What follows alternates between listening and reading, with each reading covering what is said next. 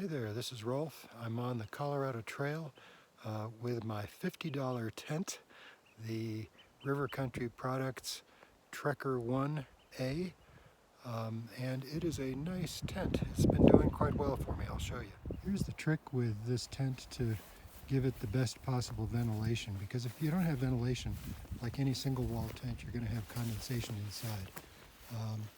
First of all, tie an extra cord on top here so that you can open up both of the doors if you want to. And keep, if it's possible, keep one door opened up at night so that you have good ventilation. If you want a little more head and leg room, you can get a little stick or something to raise up the the end pieces a little bit here. And I think here's the main thing is see if you can find a tree nearby you to tie the little top vent up, and then also especially the bottom vent here, because that vent you can see through here, my sleeping bag and everything, that really gives you good ventilation.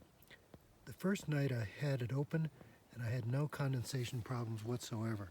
Even though I had both of the front doors closed, I had that vent open and I didn't have any condensation problems. The second night it was raining.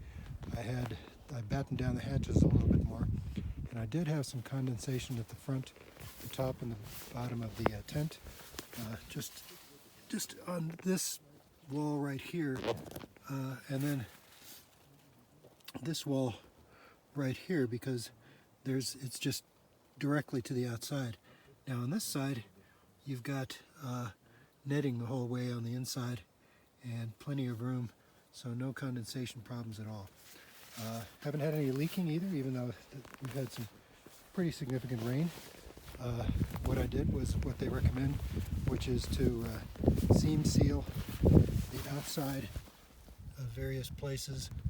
It's factory seam sealed, but they recommend that you put on your own seam seal as well, and spray it with some Scotch-Guard type stuff.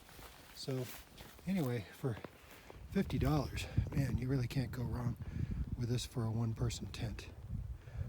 The one thing I haven't tried is in a really, really serious windstorm.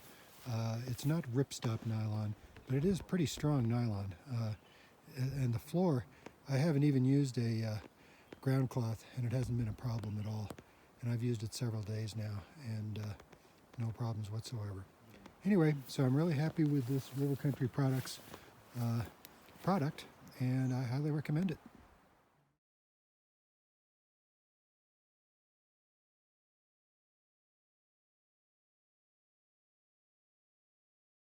Hey everybody, so I'm now camping in a Colorado thunderstorm in the Trekker 1A, and it is keeping me completely dry, so I'm pretty pleased. For my pack, and I have it actually tied to a tree so it provides a little more ventilation.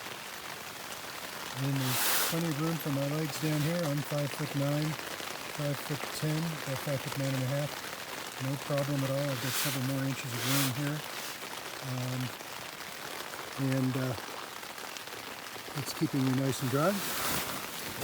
Here, there's, on this side, there's netting. And then outside, I've got ventilation here as well, and there's no rain coming in. Corners of the tent are all dry. Pretty pleased.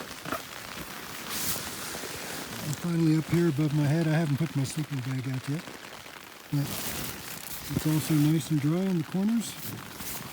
No problems at all.